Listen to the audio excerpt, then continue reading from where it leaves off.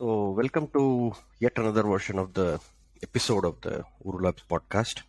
This is episode 3, where we talk about the future of urban sustainability. We will check out hot topics, trending news in the areas of urban transport, waste, energy, water, and more importantly, the new digital economy and its implications for urban living.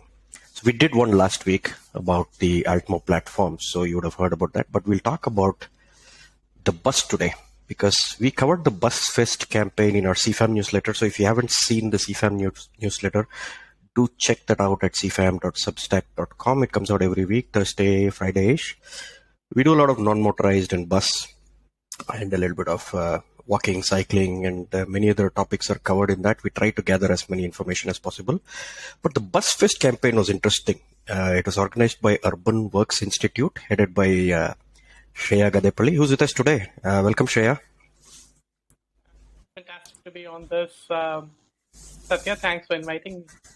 Yeah, thanks for being on a very fledgling podcast. I think there are only 3 people who have subscribed. So hopefully after you come on board, there will be more people listening to the bus. I haven't been sharing it out very wide anyway. But Shreya has been working in the sustainable transportation space for more than a couple of decades and a lot of knowledge around the bus because I think definitely a couple of decades, right, Shreya? Yeah, about 2.5 decades, but I'm learning every single day. I think I read somewhere, I don't remember this, but I think you started out by building a bicycle or something like that. Is that true? A tricycle, or tricycle. what's called a cycle rickshaw. So I started my professional life back in the late 90s with the redesign of the humble cycle rickshaw, which is quite common in North Indian cities, not so much in South India. And even in the North, it was losing patronage despite being a quote-unquote sustainable vehicle. But truth be told, people don't really care about sustainability. They care more about other things like comfort and quality of life. And so the goal here was, can we transform the cycle rickshaw into a more sexy form of transport? I don't know whether that's a word that your audience is like or not, but the goal was, can we make cycle rickshaws nicer, more attractive for passengers such that they attract new patronage? And also, in the process, make the cycle rickshaws easier for the driver to ride.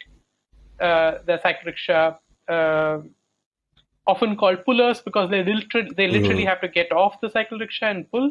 And we wanted to make a cycle rickshaw which was easy to ride for the cycle rickshaw driver as well. And what came out of that project, starting in 1998, were multiple editions of new designs, which eventually were kind of standardized, and we trained small-scale industries in cities across North India. And today there are over 500,000 of these cycle rickshaws, modern cycle rickshaws, which are operating in Delhi, Agra, Mathura, Jaipur, multiple cities across the northern belt, providing clean transportation, but also comfortable transportation to citizens. And this obviously sort of changed the track of cycle rickshaws, where they were going down in terms of patronage, usage. They went up in a significant way. And if you see in Delhi, many metro stations, this is the last mile connectivity for a lot of people. Right. But that's very interesting that a design change can lead to so much of difference in adoption.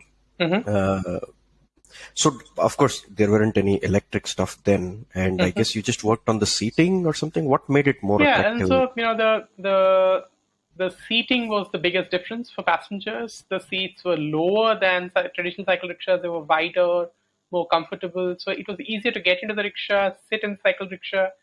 There was space underneath the seat for it to accommodate luggage if you're especially going to, say, the railway station or a bus station or wherever it is, or coming from shopping.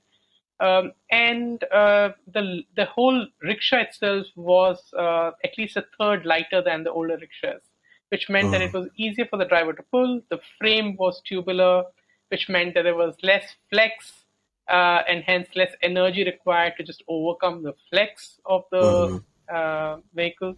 So it was a win-win situation. And the most interesting thing here was that these new rickshaws cost the same as the old rickshaws, but cost costed just about a 10% of the old rickshaws in terms of maintenance. And that's because there was little more parts, or?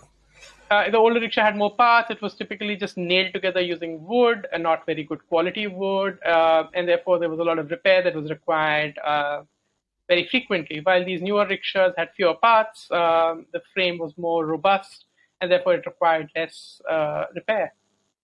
Very interesting. How did you move to the bus then?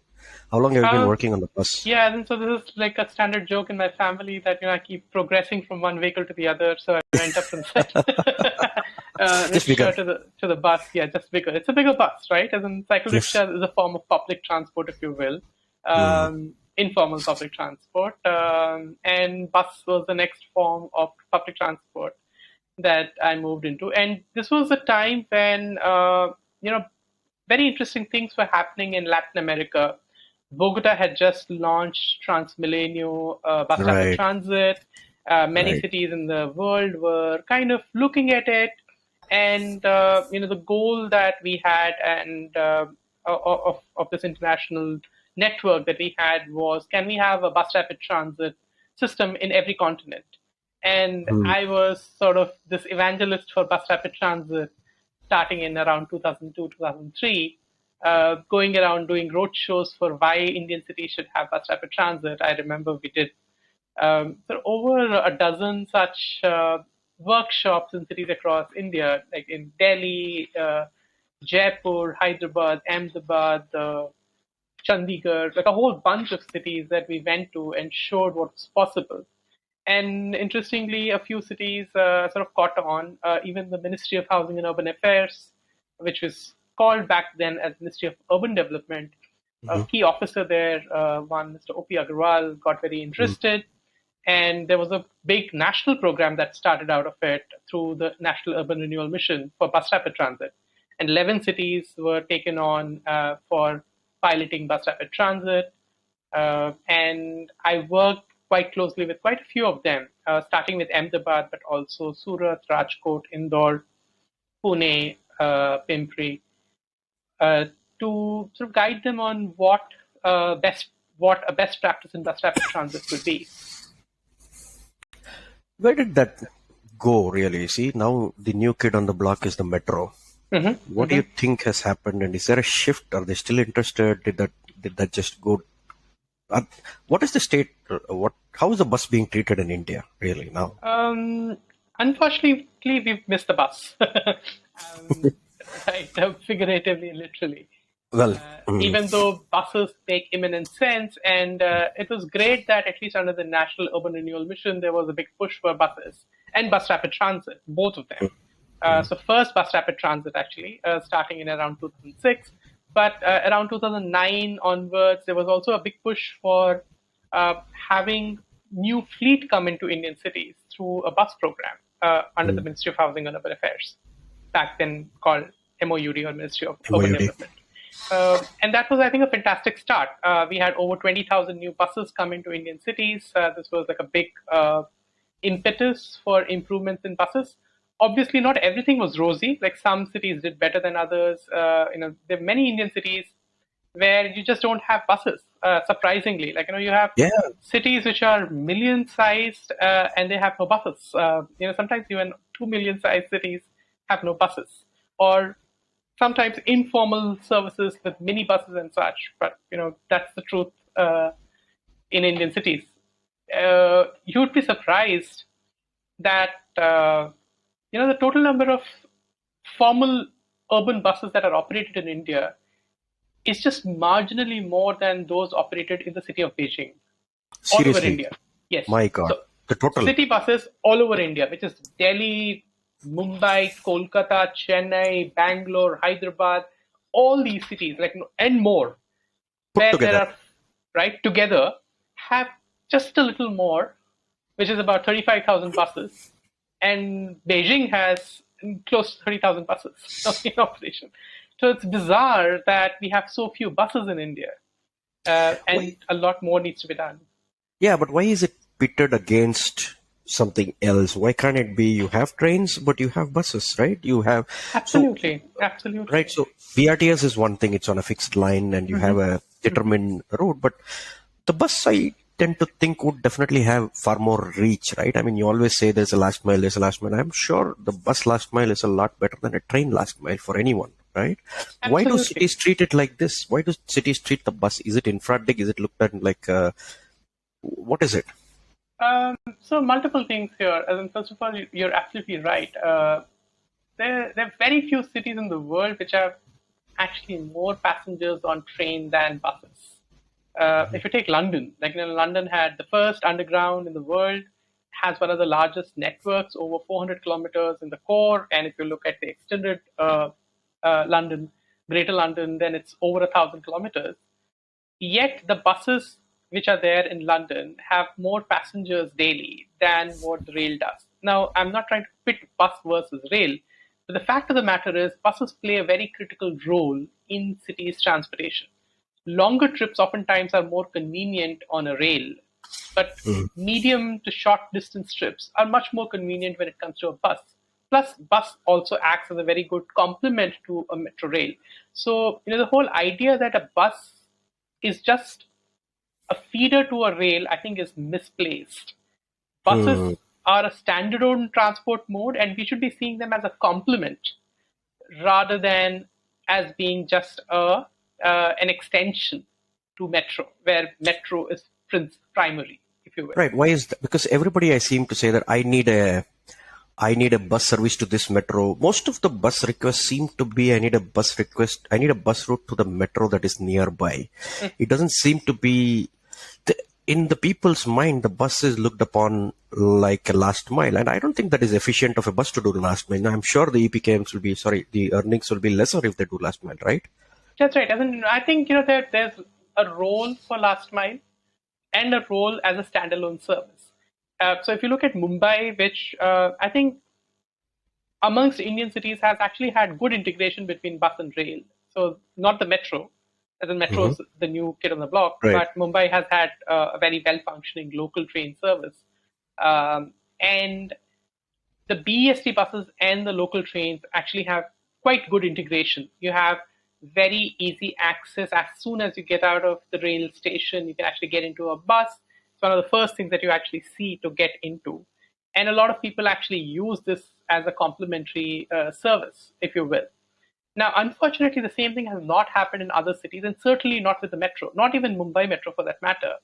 Uh, Somehow, metro is seen as being something separate. And even if buses are to be run, oftentimes metro thinks about running its own feeder service. And I don't Right. quite understand why that's the case because many cities, especially the larger cities like Bangalore, Delhi, Chennai, all these have fairly well established bus services which have been there for a very long time.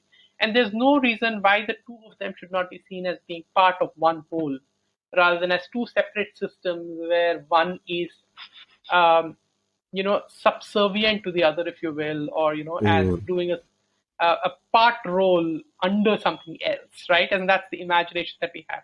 Yet, it would surprise many of your listeners that in a city like Chennai, which has built its first phase and is building now a second phase of metro, but the first phase of metro, which is about 45 kilometers, was built at significant expense, close to about 25,000 crores, uh, has been serving only about 1 lakh passengers, 100,000 passengers a day, as Mm. against the bus services, which at least pre-COVID were doing close to 4 million trips, 4 million, right? It's 40 Mm. lakh trips Mm. every day. So, and yet the bus is seen as being lower. As in, it's almost as if it's like the Indian caste system, where Yeah. buses are the lowest of the caste and metro is right on the top. Right. I know what you're saying. I do the things on cycling and I know how exactly it feels. But Yeah. that's what is so okay. What is preventing people from one is the attitudinal thing, right? Is that they view the bus as okay, we have arrived. There is this fancy Mm-hmm. Mm-hmm. metro. It is flashy. It takes me. It goes faster. Mm. What's the do you think if let me ask it this way, do you think more people will take it if the bus just went free? if you made the bus free, would that be a reasonable thing to do? I think that's a very good question to ask, and probably yes. And even if you were to look at part examples of that, for example, Delhi went with free buses for women. And that's an excellent example of how it was an investment into social change. And more women were now able to take buses. It made them, able to reach education, reach opportunities much more easily because bus was no longer the obstacle for them to get wherever they needed to go. And I think we should consider something like that, as in we shouldn't be thinking about public transport as profit making, but instead as something that is doing a social as a social transformation program, if you will, not a social service, right? Yeah. But really a social transformation program. And I think yes, but also think about this. I think buses have an image problem, and that is hurting buses. Metro, on the other hand, has a very sexy image. Everybody wants to have a metro, irrespective of Yeah. whether they want to use it or not. I know. Right? You It's just want to even the show, look, folks. this fancy thing is here. This fancy thing is here, right? And my city has a metro, even though I may never use that metro. So even the car folks are very proud of a metro, but no car person is ever proud of buses in the city, or very few, if you will, is proud of buses in the city. So we need to change that image of buses as well. How will making it free actually solve that problem? You look at the car person, he's anyway, probably a large percentage of them are not going to get into the train, into the bus. Yeah. They prefer the train. Yeah. But yes, I understand that fact. But if you come back to saying making it free, let me give a counter argument. The fiscal conservatives will come and say, okay, what does a bus cost? Like 1 crore, and let's take a 10-year span of a bus. What would the total cost of maintenance and fuel and everything be if you assume a diesel bus? Maybe 2.5 crores, you think? I think so. The cost of the bus actually is only a part of the full story, right? As in the cost of the bus over the lifetime is only about half. Yes, but so your numbers are right about the overall cost is about 2.5 crores. So let's say 2.5 crores per bus, and let's say city. Now we have around 8,000 buses in Bengaluru, for example, and let's say we need 15,000. You had to add, let's say, 50% more bus. That's 2.5 times 4. That's around 6,000 crores, you think? Yeah. So we are talking, okay, 10,000 buses would be 25,000 crores, right? And half of that would be 15,000 crores. You add another half to that. So that is the amount you spend over a lifetime of 10 years on a bus. Most people would say, is that something that is probably 3 months of GST collections for a state like Karnataka, right? Absolutely. It's not even that much. Yeah. It's not really expensive to buy these buses and run them free. But the danger would be,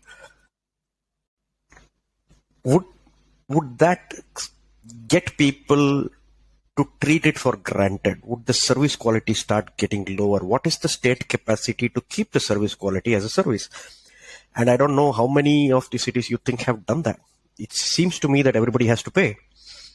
Sure. So let's look at it this way. What is it that a car user or a two-wheeler user is paying? A car or two-wheeler user pays for the vehicle and for its operating costs like fuel, but pretty much doesn't pay anything in terms of the road infrastructure that they're using, the amount of road space that they consume.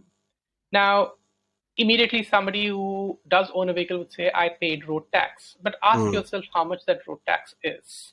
And it's pittance, right? As in, you're paying somewhere in the range of about 30 to 60,000 rupees for, like, depending on the city where you are, for an average, like a commonly used vehicle type, if you will, which covers nothing in terms of the cost of the road space that these vehicles are consuming and the parking space that they're consuming, right? I think that's even more important to note. If you were to, I actually, oftentimes give this example. There isn't enough space on our streets for all the vehicles which are coming on the road to be parked. So you obviously need this parking to happen off street, which means it needs to happen in multi-level car parking, parking structures. Now, there's absolutely no reason why this parking structure should be free. But let's look at the cost. Now, in each of these parking structures, you need something of the order of about 300 square feet of rental space, right, for putting a car. Now, this actually costs something of the order of about 20,000 rupees a month. Correct. Right? It's 40-50 rupees or something. Yeah. No, I'm just saying actual cost of operating, running such a facility, right? Just the rental cost of 300 square feet in city core of Bangalore or many of the other cities is going to be about 20,000 rupees. You'd get nothing less, nothing for less than 20,000 rupees, right? Per car, 20,000 per car per parking spot. Excellent. Right? Which means that the road tax that a car is paying would be consumed in somewhere between 1.5 to 3 months. Not 15 years. 1.5 to 3 months is already consumed. So where are cars paying for the space that they're using? Right. Now, if cars are not, and then now look at a comparison between buses and cars. There's ample evidence to show that a bus passenger uses just 1/10 of the road space of car passenger. So which means that buses or cars should be paying 10 times more for that road space than what buses are doing. Or in effect, the government can easily run bus services for free if it were to start charging for the road price appropriately for cars. Right. And this doesn't even include all the other externalities that you're talking about, the amount of pollution. No, nothing about about pollution, nothing. It's just pure real estate cost, right? Absolutely. Quantifiable cost itself pays multiple times over is what you're saying. Exactly. So, but again, do you think let's say so let's separate it out, right? And so whether it's free or not is a different question. But the point is that buses deserve a lot more in terms of road space, in terms of the finances that come in, because of the service that they're doing, or the transformative power that buses have in terms of people's lives. Right? Do keep in mind that even in a city like Bangalore, only about 1/10 of people are actually riding cars. 90% are not. And therefore, we need to be thinking about the 90% mobility and not just 10% mobility. But does making the bus free sound like a radical idea? The economics seems to be working out. It's just that the attitude of this is free seems to just create a mental block in people's mind that how can anything be free? If you give it free, they're just going to abuse it. Nobody is going to value this thing. There's going to be no fiscal responsibilities of recovering anything. I mean, look at the cost now, right? If we were talking about yesterday, somebody parking for free. So I don't. So by the same argument, I think if we are concerned about making buses free, then I think we should first charge parking. Yeah. Just charge parking. That's right. For cars and motor vehicles. Exactly. And charge them as per the real estate cost. Yeah. I think some cities have tried to make some parking policies, but it's a mental roadblock in the political space is that no, we are an emerging economy. Yes, I understand we need to have this, but hey, you know what? The flashy train. Yes. Hey, look at that. The flashy just like train, rabbit, the flyover. And now every single metro that is coming up in cities is not just a metro line. It's a metro line with an elevated road built in. Right? That comes like a combo package. Like look at cities like, no, I'm serious about it. Like, go to Jaipur, go to Nagpur, all these cities have metros with a separate tier for cars. We have it in Bangalore, the JP Nagar line. Yes. You said it right. It's like McDonald's combo package. You go there, you get the fries and Coke free with that. Right? It's just the combo package itself. Yeah. But again, I was just thinking about the amount of headache in trying to ask these people to open the data, get conductors not being there, not able to collect revenues, leakage, then putting technology in place. This is not scanning, that is not working, then cross. A lot of that expense is going to go away, right? Just take the bus, run the bus, come back home, park it. Exactly. Right? That cost also gets saved. There's so much kitsch around this one. I mean, I don't know.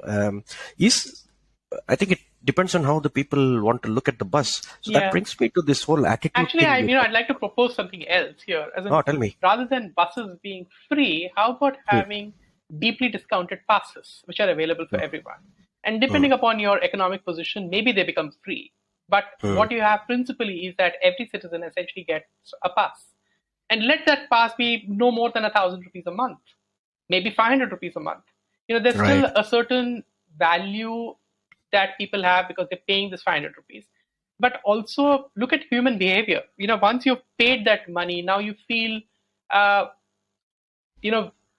you feel the need to maximize the usage of whatever you've Usage paid of for, this, yes. right? It's like a buffet lunch or a buffet dinner, Right. and therefore, since you paid for it, now you're going to ride buses more if you will. Yeah. It's like the Javan's paradox.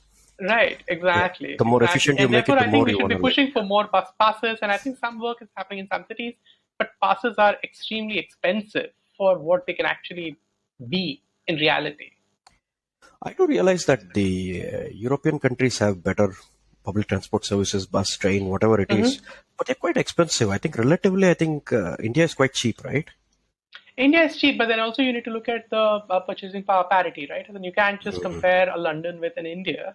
And even in a place like London, they have a brilliant mechanism whereby if you've ridden more than 3 rides on a bus in a day, you pay no more. And because it's electronic ticketing, basically you can take 10 rides, but after you've done your third ride, you basically are paying nothing more each day. So how about a system like that, where at the lower end you're still getting people to pay, but if they're using it more, they're incentivized to actually use it more. Mm. What do you think of getting the private operators involved? I know there are models in which the private operators can come in and operate it, but do you think they will do a better job? Do you think some of these guys can? I don't know what's going on with. I live in Bengaluru. I look at BMTC and say, what is this whole uh, lethargy around your services? Why are you so lackadaisical? There are so many people who can today benefit from. There's a huge civil society. You guys are doing the campaigns, and a lot of us talk about the bus. We're talking about the bus, and the organization has not stepped up to the plate for the last 10 years that I can think of. That's right. What do you think is happening there, and how do you get people out of this lethargy? I think that's a brilliant question. And is there a role for private sector? I think absolutely yes. And there are multiple models in which the private sector can come. But and there are certain models which are better than other models, if you will, in my opinion, right? Typically, what government institutions have done in the past is what is called a net cost model, or essentially a licensing model. So the government doesn't treat it as a service to citizens, but instead treats it as the sale of a certain asset that the government owns. In this case, the route is the asset. Much like how, say, there is the sale of spectrum to Correct. cell phone providers, right? So there is this intangible thing called spectrum, and the government sells the spectrum to operators like Airtel, Jio, etc., and then they maximize whatever they can get out of that spectrum sale. The goal of the government here is to maximize its own revenue, not necessarily maximizing public's benefit from it. Right? Okay. Now, in certain cases, maybe it works. Like, in these, when you have very large operators like cell phone operators, you can't, not anybody and everybody can come into that operation. You need a certain minimum size to operate. But when it comes to buses, when you're trying to do this, what happens is that only services where there is demand, and at times when there are demand, that's when the private sector will run the services. Right? The private sector here is there to maximize its profit. And that's its business, right? And then the private sector is not there to do social service. And therefore, what happens is that there are certain routes in the city which are in the core, which every private operator wants to get a hand into. And there are certain other routes which may not have as much demand. They actually don't want to go there. And so what happens effectively is that only a certain part of the city and a certain portion of the city, which is peak hours when there is high demand, that's what gets serviced. But off-peak hours, when oftentimes women want to make trips, those who might be doing informal sector work might be making trips, those don't get serviced. Or areas where the demand is not very high, it doesn't get serviced. Then what happens is then you have share autos and such, which sort of operate in that space. But again, they're there and there for a business, right? They're not there for necessarily benefiting people. And if the cost of that service is more than the cost of operating a motorcycle or a scooter, for most people, They'll just go for it. They'll just go for a motorcycle, right? Especially men. They'll just go because that seems like an obvious answer, right?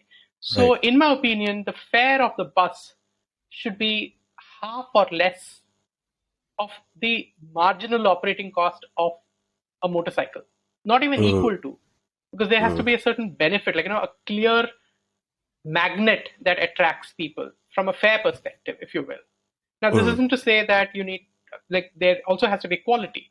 Now, if you want both quality and a low fare, the only way that can be done is when the government steps in, especially the state government steps in, uh, to make sure that such a service exists. And so there needs to be a mechanism where there's a viability gap fund that is put on the table for a private sector to operate these services.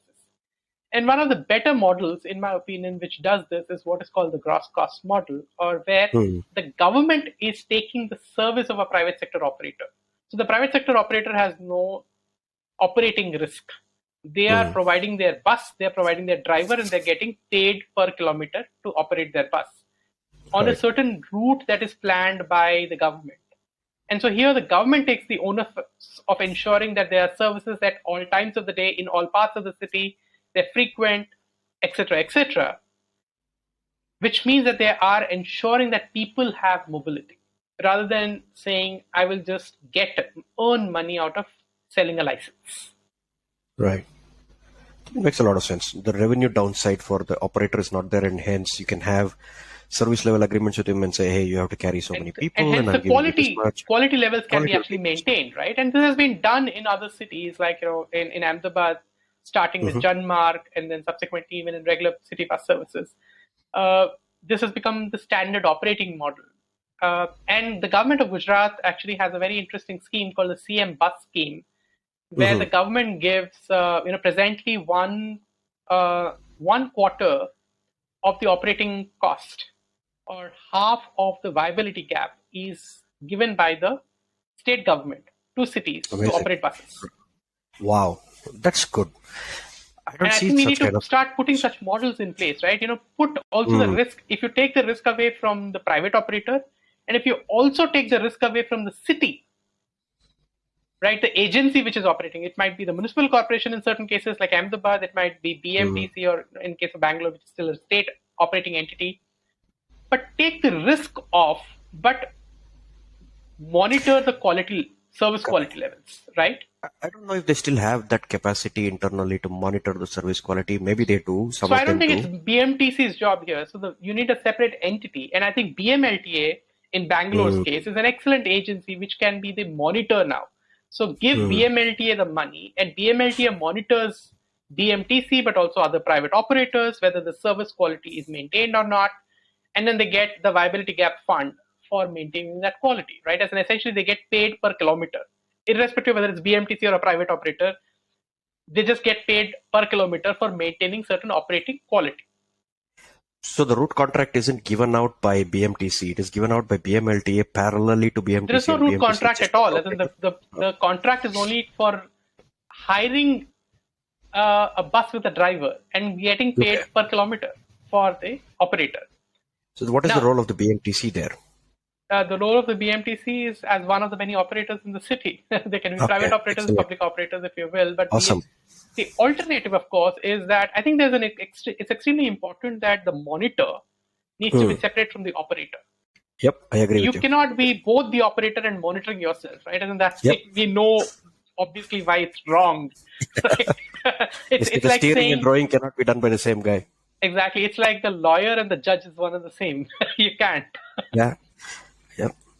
So most of these services are now being consumed by the lower income group. You talked about these attitudinal issues. There are quite a few. The youngsters seem to be going away from this for some reason. It's because the metro is. I take all of these. I've taken the bus. I've taken the metro. But what's this new crop feeling about the bus? Where are you thinking the bus's image is going to change? Is it in the governance? Is it in the people? Or where is it going to change? And where do you think the maximum bang for the buck is, literally, so we don't miss even if you miss the bus, we'll catch another one? How do you think we go into the young people? Is that something right? And what they care about is whether they're getting to wherever they're getting in, like, on time, in comfort, right? So what we need are buses everywhere that go wherever you want, whenever you want, reach on time, and in comfort. This is what people are looking for, especially the young generation that we have, right? The question to ask is, if we can create a world-class metro in a Delhi, Bangalore, Hyderabad, Chennai, whatever, why can't we create a world-class metro bus? What does that look like? A metro bus, essentially. And so, What? I mean, I think it essentially looks like having dedicated lanes, having fantastic buses. And I've seen some of these pure e-buses like Switch, which have come into Bangalore, but also other cities. So imagine your entire fleet is air-conditioned electric buses, which are running, just zooming past on dedicated corridors everywhere in the city. Getting in and out of the bus is like a metro, right? Where there are no steps. Like you literally go from the platform to the bus. All of it is possible. It's just a marginal cost. But at a fraction of the cost of a metro, you can create metro-like experience in every Indian city. I think that's what we need. And that's what people aspire for. So presently, no one, like not the young, upwardly mobile young, or the poor aspire for the bus. No one aspires for the bus, right? The poor are using the bus because that's the only means that they have available.